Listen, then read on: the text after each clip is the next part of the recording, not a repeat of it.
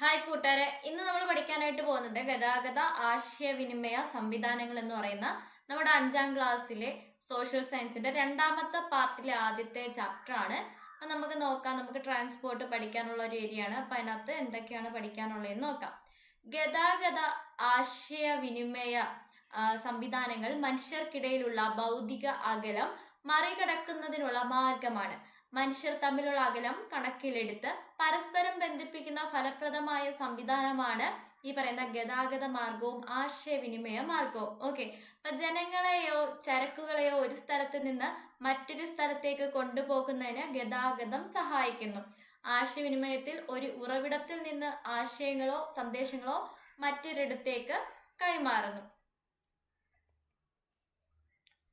ഇനി നമുക്ക് കുറേ വണ്ടികളുടെയൊക്കെ ചിത്രമൊക്കെ കൊടുത്തിട്ടുണ്ട്. അതൊക്കെ കുട്ടികൾക്കുള്ളതാണ്, അതുകൊണ്ട് അതൊന്നും നമ്മൾ നോക്കണ്ട. നമുക്ക് ആവശ്യമുള്ള പോയിന്റ്സ് മാത്രം പഠിച്ചാൽ മതി. എന്താണ് വാഹനം? എന്താണ് വാഹനം? വഹിച്ചു കൊണ്ടുപോകുന്ന ഉപകരണം എന്നാണ് വാഹനം എന്ന പദത്തിന്റെ അർത്ഥം. മനുഷ്യർ സഞ്ചാരത്തിനായും ചരക്കുകൾ കൊണ്ടുപോകുന്നതിനായും ഉപയോഗിക്കുന്ന യാന്ത്രികേതര സംവിധാനങ്ങളാണ് വാഹനങ്ങൾ. പണ്ട് കാലത്ത് വാഹനങ്ങൾക്ക് പകരമായി ഉപയോഗിച്ചിരുന്നതാണ് ആന, കുതിര, കാള, ഒട്ടകം. കേട്ടോ, പണ്ട് കാലത്ത് വാഹനത്തിന് പകരമായിട്ട് ഉപയോഗിച്ചിരുന്ന മൃഗങ്ങളാണ് ആന, കുതിര, കാള, ഒട്ടക എന്നിവ. അറിഞ്ഞു വെച്ചേക്കാം.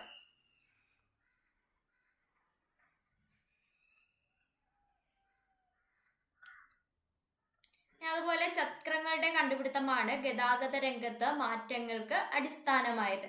അപ്പൊ മനുഷ്യന്റെ ജീവിതത്തെ മാറ്റിമറിച്ച ചക്രത്തിന്റെ കണ്ടുപിടുത്തം ഒരൊറ്റ ദിവസം കൊണ്ട് സംഭവിച്ചതല്ല. ഉരുളൻ മരത്തടിക്ക് മുകളിൽ സാധനങ്ങൾ വെച്ച് ഉരുട്ടിയാൽ ഭാരം നീക്കം എളുപ്പമാകുമെന്ന് മനസ്സിലാക്കിയ മനുഷ്യർ ഉരുളകളെ ചെറുതാക്കി ചക്രങ്ങളായിട്ട് മാറി. 1976 സ്വിറ്റ്സർലൻഡിലെ സൂറിച്ച് തടാകത്തിന്റെ തീരത്ത് നിന്നും കണ്ടെത്തിയ ഏകദേശം 4500 വർഷം പഴക്കമുള്ള ചക്രത്തിന്റെ ഭാഗമാണ് ചിത്രത്തിൽ കാണിച്ചിരിക്കുന്നത്. മേപ്പിൾ മരപ്പലകകൾ കൊണ്ട് നിർമ്മിച്ച ഈ ചക്രത്തിന്റെ ഭാഗം സ്വിസ് നാഷണൽ മ്യൂസിയത്തിൽ സൂക്ഷിച്ചിട്ടുണ്ട്. അപ്പൊ ഏറ്റവും പഴയ ഒരു ചക്രത്തിന്റെ ഇമേജ് ആണ്. 1976 എന്താണ് ഈ ഒരു ഇതിന്റെ ഭാഗം ഏത് നദിയാണ്? സൂറിച്ച് തടാകത്തിന്റെ തീരത്ത് നിന്ന് കണ്ടെത്തിയത്. 4500 വർഷം പഴക്കമുണ്ട് ആ ഒരു ചക്രത്തിന്. അറിഞ്ഞു വെച്ചേക്കാം. അതുപോലെ തന്നെ മെസ്സപ്പെട്ടോമിയ, ഏകദേശം 5000 വർഷങ്ങൾക്ക് മുമ്പ് മെസ്സപ്പെട്ടോമിയക്കാർ ചക്രങ്ങൾ നിർമ്മിച്ചിരുന്നതായി കരുതപ്പെടുന്നു. അവരുടെ ചക്രങ്ങൾ കട്ടിയുള്ള 3 കഷ്ണം മരപ്പലകകൾ ചേർത്ത് വെച്ച് തോൽപ്പട്ടയിൽ ചെമ്പാണി തറച്ച തരത്തിലായിരുന്നു. പിന്നീട് ഈജിപ്തുകാരും റോമക്കാരും ചക്രങ്ങളെ കൂടുതൽ മെച്ചപ്പെടുത്തി. ഇന്നത്തെ ഇറാഖ് ഉൾപ്പെടുന്ന പ്രദേശമാണ് മെസ്സപ്പെട്ടോമിയൻ സംസ്കാരം. യൂഫ്രട്ടീസ്, ടൈഗ്രീസ് എന്നീ നദികൾക്കിടയിലാണ് ഈ ഒരു പ്രദേശം. 2 നദികൾക്കിടയിലുള്ള പ്രദേശം എന്നാണ് മെസ്സപ്പെട്ടോമിയ എന്ന വാക്കിന്റെ അർത്ഥം. പറഞ്ഞു വെച്ചേക്ക്. ഏകദേശം 5000 വർഷങ്ങൾക്ക് മുമ്പ് മെസ്സപ്പെട്ടോമിയക്കാർ ചക്രങ്ങൾ നിർമ്മിച്ചതായിട്ട് നമ്മൾ കരുതുന്നു. അവരുടെ ചക്രങ്ങൾ നല്ല കട്ടിയുള്ള 3 കഷ്ണം പലകകൾ ചേർത്തതായിരുന്നു. തോൽപ്പട്ടയിൽ ചെമ്പാണി അടിച്ചിട്ടാണ് അത് നിർമ്മിച്ചിരുന്നത്. ഈജിപ്തുകാരും റോമക്കാരും ഇത് പിന്നീട് മെച്ചപ്പെടുത്തി. അപ്പൊ ഏതാണ് നമ്മുടെ ഇന്നത്തെ ഇറാഖ് ഉൾപ്പെടുന്ന പ്രദേശമാണ് മെസ്സപ്പെട്ടോമിയ. യൂഫ്രട്ടീസ്, ടൈഗ്രീസ് എന്നീ നദികളുടെ ഇടയിലാണ് മെസ്സപ്പെട്ടോമിയ സംസ്കാരം ഉടലെടുത്തത്. ഓക്കെ, കുട്ടികളെ ആകർഷിക്കാൻ വേണ്ടി കുറച്ച് ചിത്രങ്ങളൊക്കെ ഉണ്ട്. അതൊന്നും നമുക്ക് വേണ്ട, നമ്മൾ കുട്ടികളല്ലല്ലോ. ഓക്കെ, ആദ്യകാലങ്ങളിൽ മനുഷ്യൻ വഹിച്ചുകൊണ്ടു പോകുന്നതും മൃഗങ്ങൾ വഹിച്ചുകൊണ്ടു പോകുന്നതുമായിട്ടുള്ള ചക്രവണ്ടികളാണ് വിവിധ ഗതാഗത ആവശ്യങ്ങൾക്കായിട്ട് ഉപയോഗിച്ചിരുന്നത്. ചരക്കുകൾ കൊണ്ടുപോകുന്നതിനും മനുഷ്യർക്ക് ഒരിടത്തു നിന്ന് മറ്റൊരിടത്തേക്ക് സഞ്ചരിക്കുന്നതിനും ഇത്തരം വണ്ടികൾ ഉപയോഗപ്പെടുത്തുമായിരുന്നു. പിൽക്കാലത്ത് ഇന്ധനം ഉപയോഗിച്ച് പ്രവർത്തിക്കുന്ന യന്ത്രങ്ങൾ കണ്ടുപിടിച്ചു. യന്ത്രങ്ങൾ ഘടിപ്പിച്ച വാഹനങ്ങളുടെ വരവോടെ ഗതാഗത രംഗത്ത് വലിയ മാറ്റങ്ങൾ ഉണ്ടായി. ചരക്കുകളുടെയും മനുഷ്യരുടെയും ഒരു സ്ഥലത്ത് നിന്ന് മറ്റൊരു സ്ഥലത്തേക്ക് കൊണ്ടുപോകാൻ വ്യത്യസ്ത ഗതാഗത മാർഗങ്ങൾ പ്രയോജനപ്പെടുത്തി വന്നു. ഇനി നമ്മുടെ ഗതാഗത മാർഗങ്ങൾ ഏതൊക്കെയാണ്? കരഗതാഗതം, ജലഗതാഗതം, വ്യോമഗതാഗതം. കരഗതാഗതത്തിൽ വരുന്നതാണ് റോഡ് ഗതാഗതവും റെയിൽ ഗതാഗതവും. ജലഗതാഗതത്തിലാണ് ഉൾനാടൻ ഗതാഗതവും കടൽ സമുദ്ര ഗതാഗതവും വരുന്നത്. ഇനി വ്യോമഗതാഗതത്തിലാണ് ദേശീയ വ്യോമഗതാഗതം, അന്തർദേശീയ വ്യോമഗതാഗതം എന്നിവ ഉൾപ്പെടുന്നത്. അടുത്ത നമ്മുടെ കര ഗതാഗതം. എന്താണ്? കരയിലൂടെയുള്ള ഗതാഗത സംവിധാനമാണ് കരഗതാഗതം. ഞാൻ ഒരുപാട് തവണ റിപ്പീറ്റ് ചെയ്ത് പറയാത്ത, ഇതൊക്കെ നമുക്ക് അറിയുന്ന ബേസിക് ആയിട്ടുള്ള കാര്യങ്ങളായതുകൊണ്ടാണ് കേട്ടോ. ഓക്കെ, അടുത്ത നമ്മുടെ കരഗതാഗതത്തിൽ വരുന്നതാണ് റോഡ് ഗതാഗതം. പണ്ട് കാലത്തുണ്ടായിരുന്ന ഗതാഗത മാർഗങ്ങളാണ് ചിത്രത്തിൽ കൊടുത്തിരിക്കുന്നത്. അപ്പം ഒറ്റയടി പാതകളും മൺപാതകളുടെയും കണ്ടുപിടുത്തമാണ് എന്താണ് പിൽക്കാലത്ത് ഗതാഗതത്തിന് ഉപയോഗിച്ചിരുന്നത്. ഒറ്റയടി പാതകളും മൺപാതകളും ഒക്കെയായിരുന്നു പണ്ട് കാലത്ത് ഉപയോഗിച്ചിരുന്നത്. കാലക്രമത്തിൽ കല്ലുവാകിയ പാതകളും കോൺക്രീറ്റ് പാതകളും ടാർ ചെയ്ത പാതകളും നമ്മൾ ഇന്ന് കാണുന്ന കണക്കുള്ള പാതകളൊക്കെ നിലവിൽ വന്നു.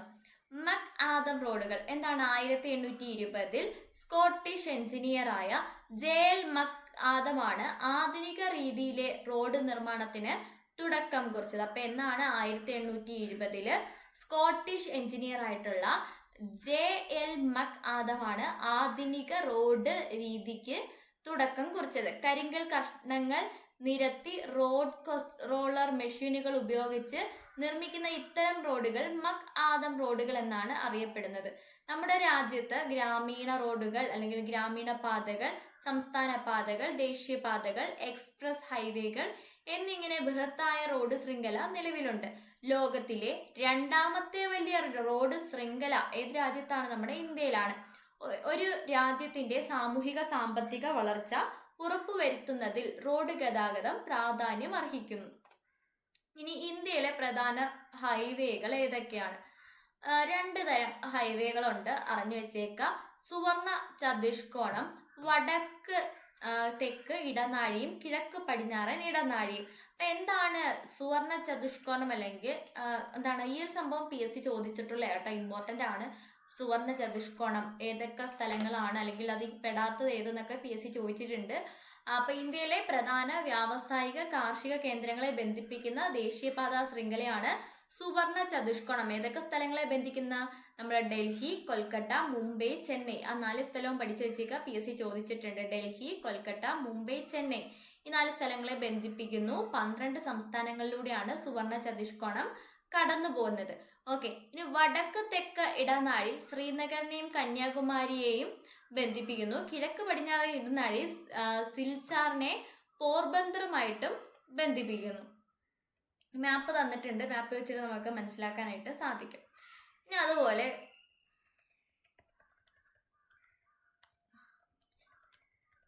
കുട്ടികൾക്ക് കാണാൻ കുറേ ചിത്രങ്ങളുണ്ട് കേട്ടോ, നല്ല രസമുണ്ട് ബുക്ക്. ഇനി നമ്മുടെ റെയിൽ ഗതാഗതം. കരയിലെ ഏറ്റവും വേഗതയേറിയ ഗതാഗത സംവിധാനമാണ് ഏതെന്ന് പറയുന്നത്? റെയിൽ ഗതാഗതം എന്ന് പറയുന്നത്. ബ്രിട്ടനിലാണ് റെയിൽവേ സംവിധാനം ആരംഭിച്ചത്. ആവിയന്ത്രത്തിന്റെ കണ്ടുപിടുത്തത്തോടെയാണ് ലോക്കോമോട്ടീവ് എന്ന തീവണ്ടി ഉദയം ചെയ്തത്. 1825 ജോർജ് സ്റ്റീഫൻസൺ ജോർജ് സ്റ്റീഫൻസൺ ആണ് ബ്രിട്ടനിൽ ആദ്യമായിട്ട് ലോക്കോമോട്ടീവ് തീവണ്ടി എഞ്ചിൻ നിർമ്മിച്ചത്. ഇത് പ്രവർത്തിക്കാനുള്ള ഇന്ധനമാണ് ഏതെന്ന് പറയുന്നത്? കൽക്കരി. അപ്പൊ ആദ്യകാലത്ത് ട്രെയിൻ ഓടിയിരുന്നത് ലോക്കോമോട്ടീവ് എഞ്ചിൻ വെച്ചിട്ടാണ്. ആ ലോക്കോമോട്ടീവ്, അതുകൊണ്ട് ലോക്കോമോട്ടീവ് എന്ന് തന്നെ പറയുന്നു. ഇതിൽ ഉപയോഗിച്ചിരുന്ന ഇന്ധനം ഏതാണ്? കൽക്കരിയാണ്. ഓക്കെ, പിൽക്കാലത്ത് സാങ്കേതിക വികാസത്തിന്റെ ഫലമായി ഡീസൽ എഞ്ചിനുകളും ഇലക്ട്രിക് എഞ്ചിനുകളും ഒക്കെ നിലവിൽ വന്നു.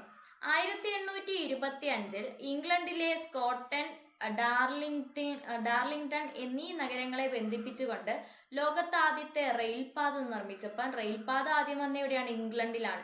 ഇംഗ്ലണ്ടിലെ സ്റ്റോക്ടൺ, ഡാർജിലിംഗ്ടൺ. ഓക്കെ, ആ 2 സ്ഥലങ്ങളെ ബന്ധിപ്പിച്ചുകൊണ്ടാണ് ലോകത്ത് ആദ്യത്തെ റെയിൽപാത വന്നത്. എന്നാണ് 1825. ജോർജ് സ്റ്റീഫൻസൺ നിർമ്മിച്ച സ്റ്റീഫൻസൺ റോക്കറ്റ് എന്ന ലോക്കോമോട്ടീവ് ഈ പാതയിലൂടെ ഓടിച്ചുകൊണ്ടാണ് ലോകത്ത് ആദ്യത്തെ റെയിൽ ഗതാഗതം ഓടിയത്. അപ്പൊ ആദ്യത്തെ ട്രെയിൻ ഏതാണ്? സ്റ്റീഫൻസൺ റോക്കറ്റ് കേട്ടോ. സ്റ്റീഫൻസൺ റോക്കറ്റ് ആണ് ലോകത്ത് ആദ്യമായി ഓടിയ ട്രെയിൻ. എതിലേക്കൂടെ ഓടിയത്? നമ്മുടെ ഇംഗ്ലണ്ടിലൂടെയാണ് ഓടിയത്. ഓക്കെ, അതും അറിഞ്ഞു വെച്ചേക്ക.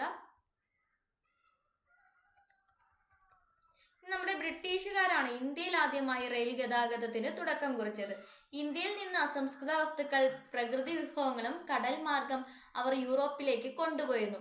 ഈ വസ്തുക്കളും വിഭവങ്ങളും തുറമുഖങ്ങളിൽ എത്തിക്കാനുള്ള സംവിധാനം എന്ന നിലയിലാണ് ബ്രിട്ടീഷുകാർ ഇവിടെ നമ്മുടെ ഇന്ത്യയിൽ റെയിൽ ഗതാഗതം ആരംഭിച്ചത്.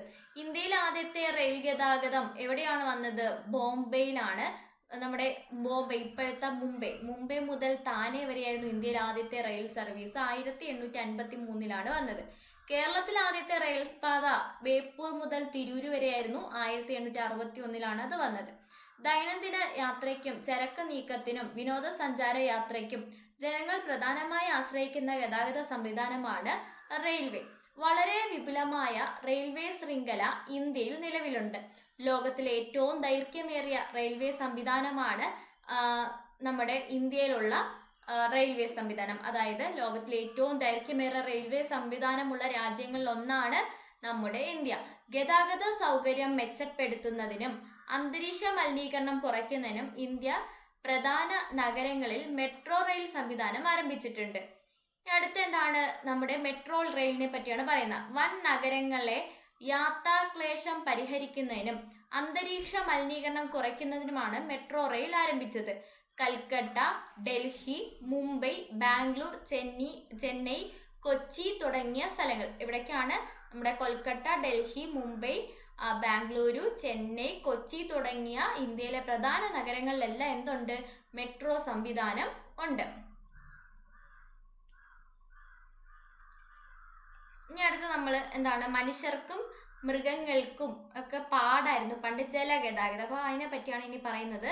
മനുഷ്യർക്കും മൃഗങ്ങൾക്കും ജലാശയങ്ങൾ മുറിച്ചു കിടക്കാൻ കഴിയാത്ത സാഹചര്യമായിരിക്കാം ജലഗതാഗതം എന്ന് പറയുന്ന ആശയത്തിലേക്ക് എത്തിച്ചത്.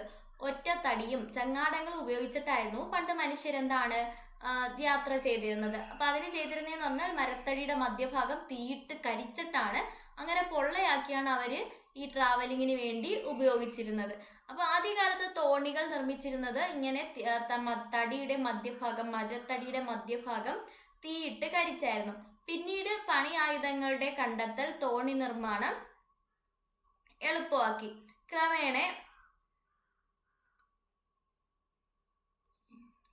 കാലക്രമേണ പലതരത്തിലുള്ള വള്ളങ്ങളും പായ്ക്കപ്പലുകളും നിർമ്മിച്ചു. ഇത് ഗതാഗതത്തിന് കൂടുതൽ മെച്ചപ്പെടുത്തി. പലതരത്തിലുള്ള ബോട്ടുകൾ അല്ലെങ്കിൽ വള്ളങ്ങൾ ഇവിടെ കൊടുത്തിട്ടുണ്ട്. ചിത്രം നോക്കിയാൽ മതി വള്ളത്തിൽ വന്നേക്കുന്ന മാറ്റങ്ങൾ. ഓക്കെ, മെസപ്പൊട്ടോമിയൻ ജനത വ്യാപാര രംഗത്ത് കപ്പലുകൾ പോലെ ജലയാനങ്ങൾ ഉപയോഗിച്ചിരുന്നു. തുഴകളാലും നീളൻ കമ്പുകളാലും മുന്നോട്ട് നീക്കിക്കൊണ്ടുപോകുന്ന വിവിധ വലുപ്പത്തിലുള്ള ജലയാനങ്ങൾ അവർ ഉപയോഗിച്ചിരുന്നു.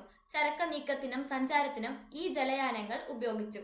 സിന്ധു നദീതട സംസ്കാര കേന്ദ്രമായ ഗുജറാത്തിലെ ദോലലിൽ കപ്പൽ നിർമ്മാണ കേന്ദ്രത്തിന്റെ അവശിഷ്ടങ്ങൾ കണ്ടെത്തിയിട്ടുണ്ട്. അപ്പൊ പണ്ടേ ഇതൊക്കെ ഉണ്ടായിരുന്നു, ആ ഒരു സംസ്കാരം നശിച്ചു പോയതാണ്.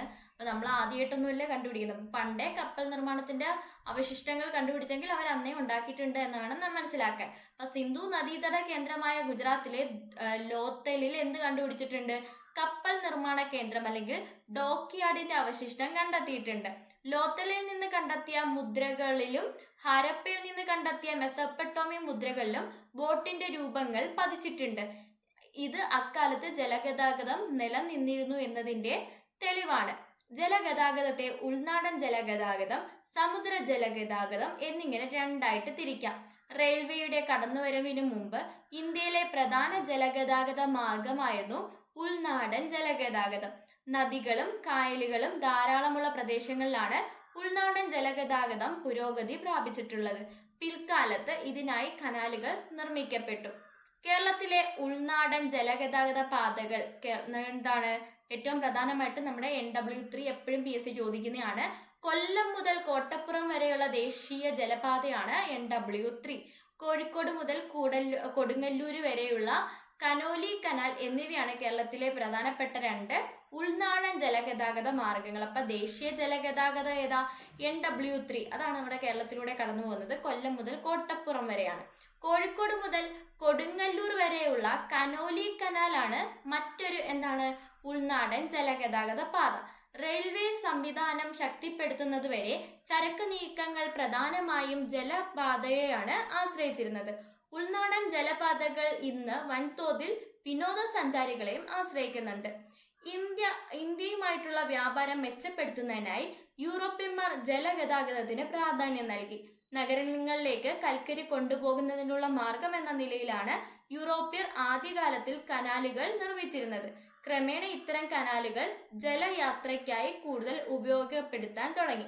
കേരളത്തിൽ നിർമ്മിക്കപ്പെട്ട കനാലുകളാണ് കനോലി കനാൽ, പാർവതി പുത്തനാർ തുടങ്ങിയവ. കിഴക്കിന്റെ വെനീസ് എന്നറിയപ്പെടുന്ന ആലപ്പുഴയിൽ ധാരാളം കനാലുകളുണ്ട്. ഇനി എന്താണ് കനോലി കനാല്? ബ്രിട്ടീഷ് ഭരണകാലത്ത് മലബാർ ജില്ലാ കളക്ടറായിരുന്ന HV കനോലി 1845 കോഴിക്കോട് മുതൽ കൊടുങ്ങല്ലൂർ വരെ വിശാലമായ ജലഗതാഗത മാർഗം എന്ന ആശയം മുന്നോട്ട് വെച്ചു. പിന്നീട് പൊന്നാനി, ചാവക്കാട് ഭാഗങ്ങൾ കൂടി ഉൾപ്പെടുത്തി കൊടുങ്ങല്ലൂര് വരെയുള്ള പുഴകളെ ബന്ധിപ്പിച്ചുകൊണ്ട് കനാൽ നിർമ്മിച്ചു. ഈ പാതയാണ് കനോലി കനാൽ എന്ന് അറിയപ്പെടുന്നത്. അപ്പം കൊച്ചി മുതൽ കൊടുങ്ങല്ലൂര് വരെയാണ്. അതിൽ പൊന്നാനി, ചാവക്കാട് ഭാഗങ്ങൾ ഉൾപ്പെടുത്തി. അങ്ങനെ ആ ഒരു ഭാഗങ്ങൾ ഉൾപ്പെടുത്തി നിർമ്മിച്ച എന്താണ് കനാൽ ആയതുകൊണ്ടാണ് അതിനെ കനോലി കനാൽ. അത് കനോലി നിർമ്മിച്ച കനാലായതുകൊണ്ട് കനോലി കനാൽ എന്ന് പേര് കൊടുത്തു. ഇനി അടുത്ത പാർവതി പുത്തനാർ. തിരുവനന്തപുരം ജില്ലയിലെ വേളി, കഠിനംകുളം കായലുകളെ ബന്ധിപ്പിച്ചുകൊണ്ട് നിർമ്മിച്ച കനാലാണ് ഇത് പാർവതി പുത്തനാർ. മുൻകാലങ്ങളിൽ രാജ്യാന്തര യാത്രകൾ, ചരക്കു നീക്കങ്ങൾ ഏറ്റവും അധികം ആശ്രയിച്ചിരുന്നത് സമുദ്ര ജലഗതാഗതത്തെയായിരുന്നു. കാറ്റിന്റെ ദിശാശക്തി കൊണ്ട് സഞ്ചരിക്കുന്ന പായ്ക്കപ്പലുകളുടെ കണ്ടുപിടുത്തം സമുദ്ര ഗതാഗതത്തെ മെച്ചപ്പെടുത്തി. അതോടെ മറ്റ് ദേശങ്ങളിലേക്കുള്ള യാത്രകൾ വർദ്ധിച്ചു. ആവിയന്ത്രത്തിന്റെ കണ്ടെത്തലോടെ ആവിശക്തി ഉപയോഗിച്ച് പ്രവർത്തിക്കുന്ന കപ്പലുകൾ നിർമ്മിക്കുകയും കപ്പൽ യാത്ര കൂടുതൽ സുരക്ഷിതമാവുകയും ചെയ്തു. പിന്നീട് ഇന്ധനങ്ങൾ ഉപയോഗിച്ചുള്ള കപ്പലുകളും നിർമ്മിക്കപ്പെട്ടു. ഓക്കെ, അറിഞ്ഞു വെച്ചിരുന്നാൽ മതി. ഇപ്പം എന്താ പായ്ക്കപ്പലിൽ നിന്ന് എങ്ങനെയാണ് കപ്പലിലേക്ക് എത്തിയെന്നുള്ള കാര്യമാണ് പറയുന്നത്. ഇനി സമുദ്ര ജലഗതാഗതം സാധ്യമാകുന്നത് തീര ജലപാതയിലൂടെയും അന്താരാഷ്ട്ര ജലപാതയിലൂടെയുമാണ്. രാജ്യത്തിന്റെ തീരത്ത് സ്ഥിതി ചെയ്യുന്ന തുറമുഖങ്ങൾക്കിടയിൽ ചരക്കുകളെയും യാത്രക്കാരെയും കൊണ്ടുപോകുന്നത് തീരദേശ ജലപാതകൾ വഴിയാണ്. എന്നാൽ മറ്റ് രാജ്യങ്ങളുടെ തുറമുഖങ്ങൾക്കിടയിൽ ചരക്ക് നീക്കത്തിനും യാത്രക്കാരെ കൊണ്ടുപോകുന്നതിനും അന്താരാഷ്ട്ര ജലപാതയാണ് ഉപയോഗിക്കുന്നത്. ഈ ജലപാതയിലൂടെ ഇറക്കുമതിയും കയറ്റുമതിയും പ്രധാനമായും നടക്കുന്നു. ഓക്കെ, ഇനി സമുദ്ര തീരത്ത് കപ്പൽ അടുപ്പിച്ചിടുന്ന സ്ഥലത്തെയാണ് നമ്മൾ തുറമുഖം എന്ന് പറയുന്നത്. തുറമുഖങ്ങളൊക്കെ കണ്ടെത്തി എഴുതാനൊക്കെ പറയുന്നുണ്ട്. അത് നിങ്ങളും പഠിച്ചു വെച്ചാൽ നല്ലതായിരിക്കും. നമ്മുടെ ഇന്ത്യയിലെ പ്രധാനപ്പെട്ട തുറമുഖങ്ങളൊക്കെ നോക്കി വെച്ചേക്കാം. ഇനി നമ്മൾ വ്യോമഗതാഗതമാണ് നോക്കുന്നത്. ഫ്രാൻസിലെ ഒരു കടലാസ് ഫാക്ടറി ഉടമയായിരുന്നു ജാക്വസ് മോൺ ഗോൾഫിയർ എന്ന് പറയുന്ന വ്യക്തി. നനഞ്ഞ വസ്ത്രം പെട്ടെന്ന് ഉണങ്ങുന്നതായും തൂക്കിയിട്ടിരിക്കുന്ന വസ്തുവിന് താഴെ തൂക്കി കത്തിക്കുകയാണെങ്കിൽ കത്തിക്കുകയായിരുന്നു ജാക്വസിന്റെ ഭാര്യ. ഉണങ്ങാനിട്ടിരുന്ന വസ്ത്രം ആകാശത്തേക്ക് പറന്നുയർന്ന് അദ്ദേഹത്തിന് അതിശയമുണ്ടാക്കി. ഈ കാഴ്ച ജാക്വസിനെ ഏറെ ചിന്തിപ്പിച്ചു. പിന്നീടുള്ള ദിവസങ്ങളിൽ അദ്ദേഹത്തിന് വിശ്രമമുണ്ടായിരുന്നില്ല. തന്റെ സഹോദരനായ ജോസഫ് മോണ്ട് ഗോൾഫിയറുമായിട്ട് ചേർന്ന് ജാക്വസ് ഒരു കൂറ്റൻ ബലൂൺ ഉണ്ടാക്കി. ചൂട് വായു നിറച്ച ഈ ബലൂൺ അവരെ അത്ഭുതപ്പെടുത്തിക്കൊണ്ട് മുകളിലേക്ക് ഉയർന്നു. അതിനുശേഷം ബലൂണിന്റെ കീഴ്ഭാഗത്ത് കുട്ട വെച്ച് പിടിക്കുന്നത് സ്വന്തം വീട്ടിലെ കോഴിത്താറാവ് എന്നിവയെ യാത്രക്കാരാക്കി. തുടർന്ന് ജാക്വസും ജോസഫും ആ ബലൂൺ വാഹനത്തിൽ പാരീസ് നഗരത്തിന് മുകളിലൂടെ അരമണിക്കൂർ പറന്നു. ഓക്കെ, അറിഞ്ഞു വെച്ചിരുന്നാൽ മതി. ഇതൊരു കഥയാണ് പറയുന്നത്. അപ്പൊ ആരാണ് ഇതിന് തുടക്കം കുറിച്ചത്? നമ്മുടെ ജാക്വസ് ആണ് തുടക്കം കുറിച്ചത്. ഓക്കെ, 1783 ഈ സംഭവമാണ് പിന്നീട് ആകാശയാത്രകൾക്ക് തുടക്കം കുറിച്ചത്. ചൂടുവായു നിറച്ച ബലൂണുകളാണ് മനുഷ്യർ ആകാശയാത്രയ്ക്ക് ആദ്യം ഉപയോഗിച്ചിരുന്നത്. അതിനുശേഷം സാന്ദ്രത കുറഞ്ഞ വാതകങ്ങൾ നമ്മുടെ വലിയ ബലൂണുകളിൽ നിറച്ച് ആകാശ കപ്പലുകൾ നിർമ്മിച്ചു. തുടർന്ന് വേഗത കുറച്ച് താഴെ എത്താൻ സഹായിക്കുന്ന പാരച്യൂട്ടുകളും കണ്ടുപിടിച്ചു. എന്നാൽ ഇവയൊന്നും മനുഷ്യരുടെ സൗകര്യത്തിനനുസരിച്ച് നിയന്ത്രിച്ച് ഉപയോഗിക്കാൻ കഴിഞ്ഞിരുന്നില്ല. ഇന്നത്തെ വിമാനത്തിന്റെ ആദ്യ രൂപം എന്ന് പറയാവുന്ന തരത്തിലുള്ള വിമാനം നിർമ്മിച്ചത് അമേരിക്കക്കാരായിട്ടുള്ള ഓർവിൽ റൈറ്റും വിൽബർ റൈറ്റും ആണ്. അതായത് നമ്മുടെ റൈറ്റ് സഹോദരന്മാരാണ് ഇപ്പോൾ നമ്മൾ കാണുന്ന വിമാനത്തിന്റെ ആദ്യ രൂപം നിർമ്മിച്ചത്. ഇവർ നിർമ്മിച്ച വിമാനത്തിന്റെ പേര് ഫ്ലെയർ 1 എന്നായിരുന്നു.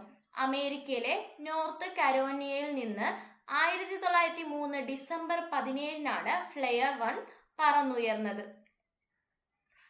കാലക്രമേണ ഹെലികോപ്റ്ററുകൾ, ജെറ്റ് വിമാനങ്ങൾ, യാത്രാ വിമാനങ്ങൾ, സൂപ്പർസോണിക് വിമാനങ്ങൾ എന്നിവ നിർമ്മിക്കാൻ മനുഷ്യർക്ക് സാധിച്ചു. രാജ്യത്തിനകത്തും പുറത്തും ദീർഘദൂര യാത്രയ്ക്കായി വളരെയേറെ പ്രയോജനപ്പെടുത്തുന്ന ഒരു യാത്രാമാർഗമാണ് വ്യോമഗതാഗതം. ഏറ്റവും വേഗതയേറിയ ഗതാഗത സംവിധാനം ഏത് തന്നെയാണ്? വ്യോമഗതാഗതമാണ്. സൈനിക ആവശ്യങ്ങൾക്കായും വ്യോമഗതാഗതം നമ്മൾ പ്രയോജനപ്പെടുത്തുന്നുണ്ട്. ഇനി ഇന്ത്യയിലെ വ്യോമഗതാഗതം എങ്ങനെയാണ്? 20-ാം നൂറ്റാണ്ടിന്റെ ആരംഭത്തോടെയാണ് ഇന്ത്യയിൽ വ്യോമഗതാഗതം ആരംഭിച്ചത്.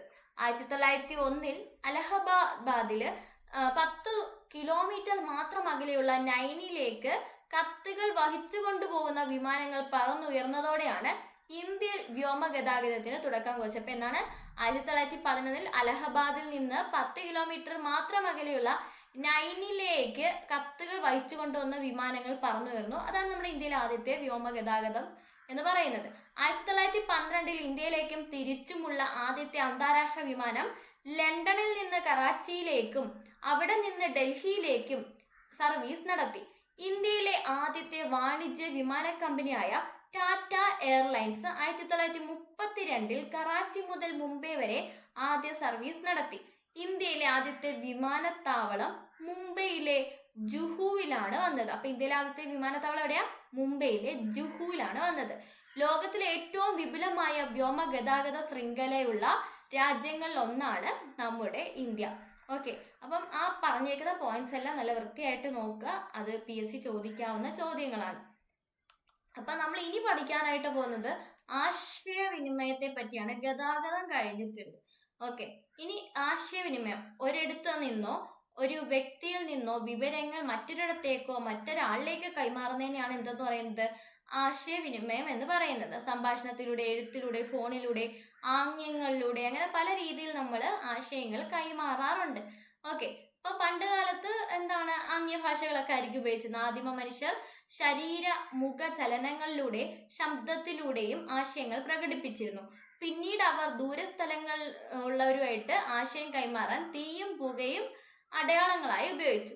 ഏകദേശം 30,000 വർഷങ്ങൾക്ക് മുമ്പാണ് മനുഷ്യർ ചിഹ്നങ്ങൾ ഉപയോഗിക്കാനായിട്ട് തുടങ്ങിയത്. അപ്പൊ പ്രാചീന കാലത്ത് ഗുഹകളുടെ ഭിത്തിയിൽ വരച്ച ചിത്രങ്ങൾ അക്കാലത്തെ ആശയവിനിമയത്തിന് ഉദാഹരണങ്ങളാണ്. ചിഹ്നങ്ങൾ ചിത്രങ്ങളും ആശയപ്രകടനത്തിന് ഉപയോഗിച്ചു. പിന്നീട് അവർ ലിപികൾക്കും എഴുത്തുവിദ്യകൾക്കും രൂപം നൽകി. ഏകദേശം 5000 വർഷങ്ങൾക്ക് മുമ്പാണ് മനുഷ്യർ എഴുത്തുവിദ്യ രൂപപ്പെടുത്തിയത്. സുമേറിയക്കാരാണ് ആദ്യമായി എഴുത്തുവിദ്യ വികസിപ്പിച്ചത്. ക്യൂണിഫോം എന്ന പേരിൽ ഈ ലിപി അറിയപ്പെട്ടു. അപ്പൊ സുമേറിയക്കാരുടെ എഴുത്തുവിദ്യ എന്താണ്? ക്യൂണിഫോം. ഇവ കളിമൺ ഫലകങ്ങളിലാണ് എഴുതിയിരുന്നത്. ഈജിപ്തിൽ രൂപം കൊണ്ട ലിപിയാണ് ഹൈറോഗ്ലിഫിക്സ് എന്ന് പറയുന്നത്. അപ്പൊ സുമേറിയയില് ക്യൂണിഫോം, നമ്മുടെ ഈജിപ്തിലാണെങ്കിൽ ഹൈറോഗ്ലിഫിക്സ് പഠിച്ചു വെച്ചേക്കാം. ഇനി അത് എങ്ങനെയാണ് ഉപയോഗിച്ചിരുന്നത്? ശിലയിൽ എഴുതാൻ ഉപയോഗിച്ചിരുന്നത് കൂർത്ത കല്ലുകളാണ്. ചെമ്പ് തകിടിൽ എഴുതിയത് ലോഹ എഴുത്താണി വെച്ചിട്ടാണ്. താളിയോലയിൽ എഴുതിയത് എഴുത്താണിയും നാരായവും വെച്ചിട്ടാണ്. ഓക്കെ, അപ്പം അതും അറിഞ്ഞു വെച്ചേക്കുക. പണ്ട് കാലത്ത് യൂസ് ചെയ്തിരുന്ന കാര്യങ്ങളാണ്. ആദ്യകാലങ്ങളിൽ വാർത്തകളും സന്ദേശങ്ങളും ഒരിടത്തു നിന്ന് മറ്റൊരിടത്തേക്ക് എത്തിക്കുവാനായി കുതിരകളെയും നായകളെയും പക്ഷികളെയൊക്കെയാണ് ഉപയോഗപ്പെടുത്തിയിരുന്നത്.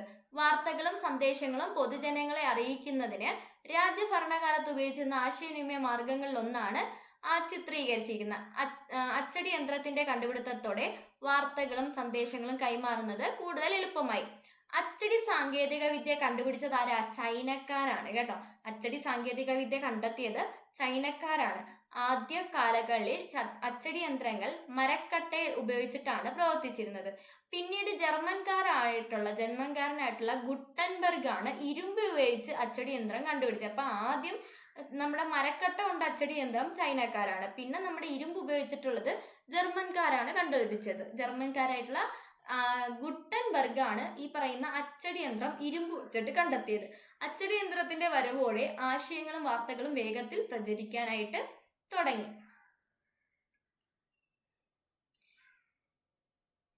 നമ്മുടെ പൂർണ്ണമായും മലയാളത്തിൽ അച്ചടിച്ച ആദ്യത്തെ പുസ്തകം കിടപ്പുണ്ട്. ഏതാണത്? സംക്ഷേപ വേദാർത്ഥം കേട്ടോ. പൂർണ്ണമായും മലയാളത്തിൽ അച്ചടിച്ച ആദ്യത്തെ പുസ്തകമാണ് സംക്ഷേപ വേദാർത്ഥം. അറിഞ്ഞു വെച്ചേക്കുക. തപാൽ സംവിധാനത്തിന്റെ കടന്നുവരവ് ആശയവിനിമയം വേഗത്തിലാക്കി.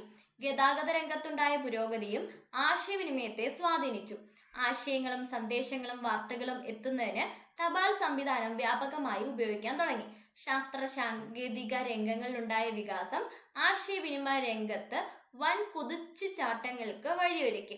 ഇന്റർനെറ്റിന്റെയും അനുബന്ധ സേവനങ്ങളുടെയും കടന്നുവരവ് ആശയവിനിമയ രംഗത്ത് വിപ്ലവകരമായിട്ടുള്ള മാറ്റങ്ങൾ സൃഷ്ടിച്ചു. ഇനി നമ്മുടെ ആശയവിനിമയത്തിന് പ്രധാനമായും 2 രീതികളുണ്ട്. വ്യക്തിഗത ആശയവിനിമയവും ബഹുജന ആശയവിനിമയവും. അതായത് ഒരു വ്യക്തിയിൽ നിന്ന് മറ്റൊരു വ്യക്തിയിലേക്ക് സന്ദേശങ്ങളോ ആശയങ്ങളോ വിനിമയം ചെയ്യുന്നതാണ് വ്യക്തിഗത ആശയവിനിമയം. ഇതിനായി പ്രയോജനപ്പെടുത്തുന്ന ഉപാധികളാണ് വ്യക്തിഗത ആശയവിനിമയ ഉപാധികൾ. അത് ഏതൊക്കെയാണ്? അതിന്റെ ചിത്രങ്ങളാണ് കൊടുത്തേക്കുന്നത്. Inland, telegraph, telephone, fax machine, internet, email, mobile phone, ഇതൊക്കെ അതിന്റെ എക്സാമ്പിൾസ് ആണ്. ഇനി ബഹുജന ആശയവിനിമയം എന്ന് പറഞ്ഞാൽ ഒരു സന്ദേശമോ ആശയമോ വലിയൊരു ജനവിഭാഗത്തിലേക്ക് എത്തിക്കാനാണ് ബഹുജന ആശയവിനിമയം ഉപയോഗിച്ചിരുന്നത്. ഇതിനായി പ്രയോജനപ്പെടുത്തുന്ന മാധ്യമങ്ങളാണ് ബഹുജന ആശയവിനിമയ ഉപാധികൾ. അത് ഏതൊക്കെയാ? അത് നമ്മുടെ ടെലിവിഷൻ, പത്രങ്ങള്, റേഡിയോ, പിന്നെന്താണ് സെമിനാർ, പൊതുയോഗം, തെരുവ് നാടകം, ഇതൊക്കെയാണ് അതിനകത്ത് വരുന്നത്. മേൽ സൂചിപ്പിച്ചവ കൂടാതെ പുസ്തകങ്ങൾ, മാഗസിനുകൾ, കലാരൂപങ്ങൾ, സിനിമ, സാമൂഹിക മാധ്യമങ്ങൾ തുടങ്ങിയ മാർഗങ്ങളിലൂടെ വലിയൊരു വിഭാഗം ആളുകളുമായി ആശയവിനിമയം കൈമാറാനായിട്ട് സാധിക്കുന്നു. ഇനി ഇന്റർനെറ്റ് അധിഷ്ഠിത നൂതന ആശയവിനിമയ സാങ്കേതിക വിദ്യയാണ് നമ്മൾ ഇനി പഠിക്കാനായിട്ട് പോകുന്നത്. ലോകമെമ്പാടുമുള്ള കമ്പ്യൂട്ടറുകളെ ബന്ധിപ്പിക്കുന്ന ശൃംഖലയാണ് ഇന്റർനെറ്റ്. പലതരത്തിലുള്ള വിവരങ്ങൾ നമുക്ക് ഇന്റർനെറ്റിന്റെ സഹായത്തോടെ ലഭിക്കുന്നു. ഇന്റർനെറ്റിന്റെ സാധ്യതകൾ പ്രയോജനപ്പെടുത്തി ഉപയോഗിക്കുന്ന ചില നൂതന ആശയവിനിമയ സംവിധാനങ്ങളാണ് ഏതെന്ന് പറയുന്നത് നമ്മുടെ ഇന്റർനെറ്റ് എന്ന് നമ്മൾ ഇന്ന് ഉപയോഗിക്കുന്ന പല സാങ്കേതിക വിദ്യകളും. ഇന്റർനെറ്റിന്റെ സഹായത്തോടെയാണ് ഇന്നത്തെ പല സാങ്കേതിക വിദ്യകളും പ്രവർത്തിക്കുന്നത്. വീഡിയോ കോൺഫറൻസ്, അകലെയുള്ള സ്ഥലങ്ങളിൽ ഇരിക്കുന്ന ആളുകൾക്ക് ഇന്റർനെറ്റിന്റെ സഹായത്തോടെ കണ്ടുകൊണ്ട് സംസാരിക്കാനും ആശയങ്ങൾ കൈമാറാനും സാധിക്കും. ഇ കൊമേഴ്സ് എന്താ? ഇന്റർനെറ്റിന്റെ സംവിധാനത്തോടെ സാധനങ്ങളും സേവനങ്ങളും വാങ്ങുന്നതിനും വിൽക്കുന്നതിനും പറ്റുന്നതാണ് ഇ കൊമേഴ്സ്. ഇമെയിൽ എന്താണ്? ഇലക്ട്രോണിക് മാധ്യമങ്ങൾ ഉപയോഗിച്ച് സന്ദേശങ്ങൾ അയക്കുകയും സ്വീകരിക്കുകയും ചെയ്യുന്ന സംവിധാനമാണ് ഇമെയിൽ. ഇനി വിവര സാങ്കേതിക വിദ്യയുടെ സഹായത്തോടെ അകലെയുള്ള വിദഗ്ധ ഡോക്ടറുടെ സേവനം ആരോഗ്യ രംഗത്ത് ഉപയോഗിക്കുന്നുണ്ട്. അതിന്റെ പേരാണ് ടെലിമെഡിസിൻ. അപ്പം നിങ്ങൾ ഇന്ന് ഈ ഒരു ക്ലാസ് കണ്ടിട്ടുണ്ടെങ്കിൽ നമ്മുടെ കേരള ഗവൺമെന്റിന്റെ ടെലിമെഡിസിൻ സംവിധാനത്തിന്റെ പേരൊന്ന് കമന്റ് ബോക്സിൽ മെസ്സേജ് അയക്കുക. കറണ്ട് അഫയേഴ്സ് ആണ്. ഓക്കെ. അതുപോലെ ആധുനിക സമൂഹത്തിന്റെ രൂപീകരണത്തിൽ ഗതാഗത ആശയവിനിമയ സംവിധാനങ്ങൾ പ്രധാന പങ്കുവഹിക്കുന്നു. ആശയവിനിമയ സാങ്കേതിക വിദ്യയുടെ വേഗത്തിലുള്ള വളർച്ച ലോക ജനതയ്ക്ക് ഒന്നുചേരാനുള്ള അവസരമാണ് ലഭ്യമാക്കുന്നത്. ഇത് ലോകത്തിന്റെ ഒരു ലോകത്തെ ഒരു ആഗോള ഗ്രാമമാക്കി മാറ്റുന്നു. സൗഹൃദപരമായ ഒത്തുചേരലിനും മാനവിക മൂല്യങ്ങൾ വളർത്തുന്നതിനും സഹായകമായ രീതിയിൽ ഗതാഗത ആശയവിനിമയ സംവിധാനങ്ങൾ നമുക്ക് പ്രയോജനപ്പെടുത്താം. അറിഞ്ഞു വെച്ചിരുന്നാൽ മതി. ഓക്കെ. അപ്പം നമ്മുടെ കേരളത്തിന്റെ ആ ഒരു ഭൂപടം കൊടുത്തിട്ടുണ്ട്. ദേശീയപാതയുടെയും ഗതാഗത സൗകര്യത്തിന്റെയൊക്കെ പടം കൊടുത്തിട്ടുണ്ട്. ഓക്കെ, അറിഞ്ഞു വെച്ചേക്കുക. അതവിടെ വിഴിഞ്ഞം തുറമുഖം വരെ, റീസെന്റ് ആയിട്ടുള്ള വിഴിഞ്ഞം തുറമുഖം വരെ കൊടുത്തിട്ടുണ്ട്. അപ്പൊ ഏത് ജില്ലയിലാണ്? തിരുവനന്തപുരത്താണ് നമ്മുടെ വിഴിഞ്ഞം തുറമുഖം സ്ഥിതി ചെയ്യുന്നത്. നെയ്യാറ്റിൻകര താലൂക്ക്. PSC എപ്പോഴും ചോദിക്കുന്ന ചോദ്യമാണ്, അതും കൂടെ പഠിച്ചു വെച്ചേക്കുക. അപ്പൊ ഈ ഒരു ചാപ്റ്റർ കഴിഞ്ഞിട്ടുണ്ട്. ഇനി നമ്മുടെ ടീച്ചേഴ്സ് ഹാൻഡ് ബുക്കിൽ ഈ കാര്യങ്ങളൊക്കെ തന്നെയാണ്, കൂടുതലൊന്നുമില്ല. ടീച്ചേഴ്സ് ഹാൻഡ് ബുക്കും സെയിം കാര്യങ്ങളൊക്കെ തന്നെയാണ് പറയുന്നത്. ഓക്കെ, എന്നാലും എന്തെങ്കിലുമൊക്കെ ഉണ്ടെങ്കിൽ പെട്ടിയിലുള്ളത് നമുക്കൊന്ന് നോക്കാം. ഗതാഗതം എന്താന്ന് പറയുന്നുണ്ട്. ഗതാഗതം എന്നത് ആളുകൾ, ചരക്കുകൾ, മൃഗങ്ങൾ എന്നിവ ഒരു സ്ഥലത്ത് നിന്ന് മറ്റൊരിടത്തേക്ക് നീക്കുന്നതിനെ സൂചിപ്പിക്കുന്നു. സമൂഹങ്ങളുടെയും സമ്പദ് വ്യവസ്ഥകളുടെയും പ്രവർത്തനത്തിനും വ്യാപാരം, യാത്ര, ആവശ്യങ്ങൾ എന്നിവയ്ക്ക് സുഗമമാക്കുന്നതിനും ഗതാഗത സംവിധാനങ്ങൾ അനിവാര്യമാണ് എന്ന് ടീച്ചേഴ്സ് ഹാൻഡ് ബുക്കിൽ പറയുന്നുണ്ട്. ബാക്കി നമ്മുടെ കുട്ടികൾക്ക് കൊടുക്കാനുള്ള കുറേ പ്രവർത്തനങ്ങളാണ്. ഇനി ഇന്ത്യയിലെ റോഡുകളെ പറ്റി പറയുന്നുണ്ട്. ഇന്ത്യയിലെ റോഡുകളെ പ്രധാനമായും 4ആയിട്ട് തരംതിരിക്കാം. ദേശീയപാതകൾ. എന്താ ദേശീയപാതകൾ? രാജ്യത്തിന്റെ വിവിധ സംസ്ഥാന തലസ്ഥാനങ്ങളെയും പ്രധാന ഭാഗങ്ങളെയും സ്ഥലങ്ങളെയും ബന്ധിപ്പിക്കുന്ന ഈ റോഡുകൾ ദേശീയ പ്രാധാന്യമുള്ളതാണ്. ഇവയിൽ ചിലത് ഇന്ത്യയെ ബംഗ്ലാദേശ്, നേപ്പാൾ, മ്യാൻമർ മുതലായ അയൽ രാജ്യങ്ങളുമായിട്ടും ബന്ധിപ്പിക്കുന്നു. ദേശീയപാതകളുടെ പരിപാലനം കേന്ദ്ര സർക്കാരിന്റെ ചുമതലയാണ്. ഇനി സംസ്ഥാന പാതകളുണ്ട്. ദേശീയപാതകളെ പോലെ എന്താണ് പ്രധാന വ്യാപാര കേന്ദ്രങ്ങളുമായി ബന്ധിപ്പിക്കുന്ന സംസ്ഥാനങ്ങളിലെ റോഡുകളാണ് സംസ്ഥാന പാതകൾ. ഈ പാതകളുടെ അറ്റകുറ്റപ്പണിയുടെ ഉത്തരവാദിത്വം സംസ്ഥാന സർക്കാരിനാണ്. ഇനി ജില്ലാ ഹൈവേകളുണ്ട്.